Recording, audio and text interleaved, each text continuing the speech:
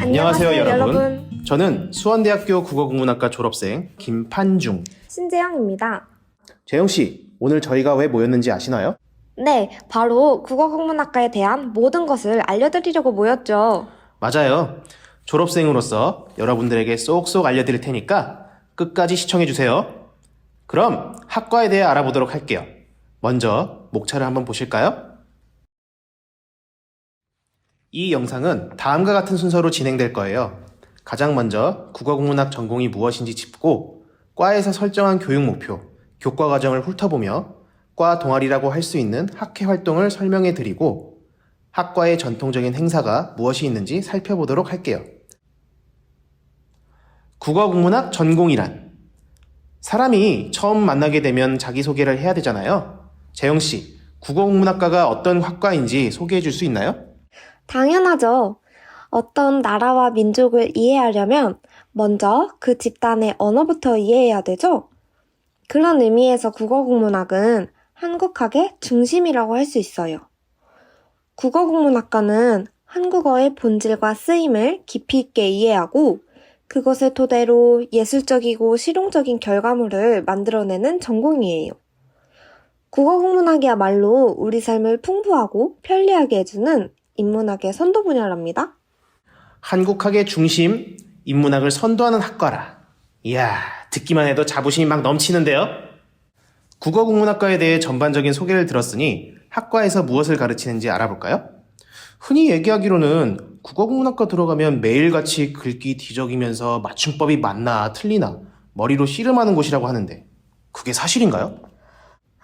정말 많은 분들이 국어국문학과를 전공했다고 하면 주로 문학이나 맞춤법에 대해서만 물어보시고 재미없다고 생각하시는데요. 전혀 아닙니다. 정말 다양하고 재미있는 학문이에요. 구체적으로 무엇을 배우는지 알려드리기에 앞서 학과에서 지정한 교육 목표를 살펴보고 갈게요. 국어국문학과에서는 소통 역량과 창작 역량을 길러서 의사소통 역량을 지닌 인재를, 융합적 지식 역량과 지식 리터러시 역량을 길러서 융합 역량을 지닌 인재를, 한국어 지식 활용 역량과 한국어 교육 역량을 길러서 글로컬 역량을 지닌 인재를 길러내려고 하고 있어요. 교육 목표를 토대로 교과 과정은 다음과 같이 크게 3가지 분야로 나눠서 볼 수 있어요. 이외에 더 자세한 사항들은 학교 홈페이지를 참고해 주시면 될 것 같습니다. 먼저 국어학이에요. 한국어의 구조와 특성을 심도 있게 이해하고 이를 통해 언어 정보를 처리하며 한국어를 교육하는 등 실용적인 언어 능력을 향상시키는 분야입니다. 대표 교과로는 언어와 역사, 언어정보학, 한국어 교수이론, 화법론이 있어요. 다른 건 다 들어본 것 같은데 언어정보학은 못 들어본 것 같아요. 재영 씨는 들어보셨어요? 네, 저는 들어봤어요. 혹시 어떤 과목인지 가볍게 소개해 줄 수 있어요? 요즘 정보화 시대라고 하잖아요.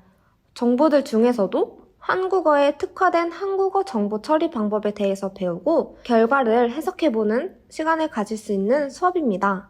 제가 수강했을 때 과제로 당시 화제였던 기사 하나를 골라서 정보를 분석해보고 그 결과를 발표해본 기억이 나네요.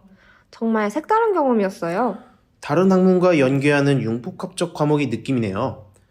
이제 국어국문학과도 국어만 하는 시대는 갔어요. 다음 분야를 소개해 주세요. 다음은 현대문학이에요. 현대문학은 개화기 이후부터의 문학작품을 읽고 비평하는 법을 배우며 창작도 해보는 분야인데요. 대표적으로는 한국 현대문학에 의해 문학과 비평, 현대시 감상론, 소설창작론이 있어요. 현대문학에서도 주목할 만한 강의가 있죠? 재영씨, SNS 하시나요? 당연하죠. 요즘 많은 분들이 개인 SNS 하나쯤은 운영하지 않나요? 맞아요. 이처럼 현대는 멀티미디어의 시대라고 할 수 있는데요. 한국 현대미디어 문학론에서는 그동안 음성 언어와 문자 언어로만 전승됐던 문학이 현대에서는 어떤 양상으로 향유되고 있는지, 그리고 우리가 미디어 속의 문학을 어떻게 활용할 수 있는지 배울 수 있어요. 과제로 블로그와 유튜브도 운영해 보거든요. 저도 직접 블로그를 운영해 보고 조회수에 일희일비했던 기억이 나네요. 오, 저도 선배 블로그 보러 가야겠는데요? 학점은 안 좋았어요. 자, 마지막 분야를 소개해 주세요. 네, 마지막 분야는 고전문학입니다. 고전문학은 개화기 이전의 문학을 다뤄서 우리 민족의 사상과 정서의 뿌리를 탐구하는 분야인데요. 한국 고전문학에 의해 한국 고전 소설 연구, 한국 고전 시가 연구가 이에 해당합니다. 고전 문학은 여러분이 생각하는 대로 반전이 없는 것이 특징이에요. 고등학생 때 듣던 고전 문학은 어땠나요? 외계어 같은 고어, 생소한 한자어, 한문 어투. 국어 국문학과에서 배우는 고전 문학은 이런 것들과 씨름하는 분야예요. 고전 문학 들었을 때 한자 노트에 한자 몇백 개씩 써가면서 외우던 게 생각이 나네요. 중학생 때 쓰던 한자 노트를 다시 꺼내게 될 줄은 정말 상상도 못했답니다. 그런데 그거 아셔야 돼요. 국문학 개론서를 펴면 의외로 고전문학의 지분이 엄청 크거든요. 고전문학 무용론이니 뭐니 해도 문학을 이해하려면 고전문학을 이해하는 것이 중요하다는 뜻이겠죠? 그래서 한국 고전문학의 이해 수업도 매년 필수 과목으로 듣는 거고요. 한자, 한문 공부가 어렵고 부담되는 학생들이 많다는 것도 사실입니다만 이 한자, 한문에 대한 지식이야말로 국문학도가 가질 수 있는 가장 큰 경쟁력 중 하나가 아닐까요? 고전문학 많이 사랑해주세요. 와, 정말 멋진 말씀인데요. 고전문학 수업을 강의하시는 교수님 말씀을 빌려봤습니다. 교과 과정을 알아봤으니 학교 생활에 꽂힌 비교과 활동을 또 알아봐야겠죠? 학회 활동에 대해 궁금한 학생들이 많을 거예요. 맞아요. 많은 학우들이 학회 활동을 하면서 친목도 다지고 국문학도로서의 역량을 갈고 닦고 있어요. 국어국문학과 학회는 물골, 한국현대문학연구회, 연극학회 총 3가지가 있어요. 먼저 물골 학회부터 설명해 볼 건데요. 선배가 또 물골 학회 출신이잖아요? 맞아요. 그런 의미에서 제가 설명을 해볼게요. 물골은 문예창작학회예요. 물골이라는 단어는 고여있지 않고 세차게 흘러갈 수 있는 곳을 뜻하는데 이는 모두가 자유롭게 글을 쓰고 의논할 수 있는 장을 상징해요. 물골에서는 주기적으로 글을 쓰고 이를 해석하고 토론하는 합평회라는 것을 진행해요. 합평회는 굉장히 중요한데 단순히 독자의 감상을 듣는 것뿐만 아니라 내가 쓴 작품이 좀 더 문학적인 글이 될 수 있도록 피드백을 주고받는 시간이기도 하죠. 처음에는 내 글을 다른 사람에게 보이는 것이 부끄럽고 민망할 수도 있어요. 하지만 합평의 활동을 거듭할수록 문학도라고 하기 아깝지 않을 정도의 실력을 배양할 수 있죠. 국문학도라면 단편소설까지는 아니더라도 시 한 수 정도는 멋지게 써야 하지 않겠어요? 이렇게 쓴 작품들을 엄선하고 다시 쓰는 작업을 통해서 문집을 발간하고 있어요. 물골이 아닌 학우들이 읽을 수 있도록 말이에요. 또 이따 설명드릴 학술제라는 행사에서 잘 쓴 작품들을 발표하고 있기도 하죠. 결과물들을 보여드릴게요. 이것은 물골에서 발간한 문집들이에요. 글씨가 작아서 안 보일 수 있는데 자세히 보시면 제 이름도 찾을 수 있거든요. 저도 비루하게나마 몇 개 써서 같이 올렸었죠. 후배가 쓴 글이에요. 찬찬히 보시면 참 잘 썼죠. 여러분도 물골에 가입해서 이렇게 쓸 수 있답니다. 문집은 학교실에도 비치해 두었으니까 관심 있는 학생들은 오셔서 보시면 될 것 같아요. 다음은 한국현대문학연구회를 소개하겠습니다.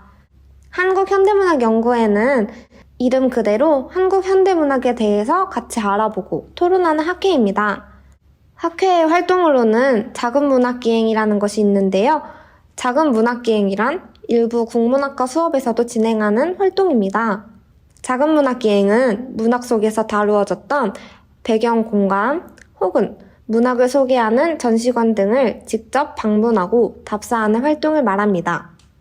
작은 문학기행을 통해 책상 앞에서 글로만 읽었던 문학작품들을 좀 더 생동감 있게 알고 느낄 수 있어요. 답사를 준비하고 다녀오는 과정에서 동기나 선후배 간 관계도 돈독하게 할 수 있죠. 실제로 작은 문학기행을 다녀온 사진들입니다. 각각 덕수궁과 윤건릉을 다녀온 사진인데요. 윤건릉은 학교에서 멀지 않은 곳에 위치해 있으니까 기회가 되신다면 다녀오시는 것도 좋을 것 같아요. 저도 수업 중에 작은 문학기행을 다녀온 적이 있거든요. 그때는 이상희 집을 찾아갔었는데 이상희 집 다녀오신 분들은 아시겠지만 정말 작은 곳이거든요. 골목길을 막 누비면서 찾아다녔는데 1시간을 헤매도 찾을 수가 없는 거예요.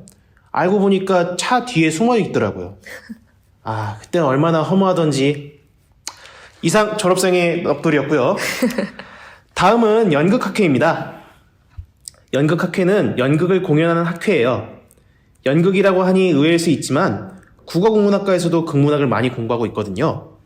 주요 활동으로 연극 작품을 하나 선정해서 분석하고 수정하며 무대를 연출하고 연기하는 과정을 통해 극을 올리고 있어요. 아마 학과 내에서 좀처럼 접할 수 없는 경험들이다 보니 새로운 경험이 될 거라 생각되고요. 연극을 올린다는 것이 협동이 매우 중요한 작업이거든요. 친목을 다질 수 있는 기회가 될 거예요. 연극학회도 학술제에서 연극을 올리게 되는데 막을 내리게 되면 얻게 되는 성취감 정말 말할 수 없을 정도로 크거든요. 이렇게 소극장에서 소품을 갖추고 직접 연기하는 거예요. 이건 말로 설명해 보는 것보단 직접 해봐야 제맛인데. 맞아요. 저 같은 경우에는 제가 1학년 때 제 동기들이 뮤지컬을 했었거든요. 이제 무대에 오르는 동기들도 그렇고 그 모습을 지켜보는 저도 그렇고 너무 떨리고 진짜 좋은 시간이었어요. 너무 옛날 얘기인가요? 네, 마지막으로 전공 행사에 대해 말씀드릴게요. 국문학과는 다음과 같은 행사를 정기적으로 하고 있습니다.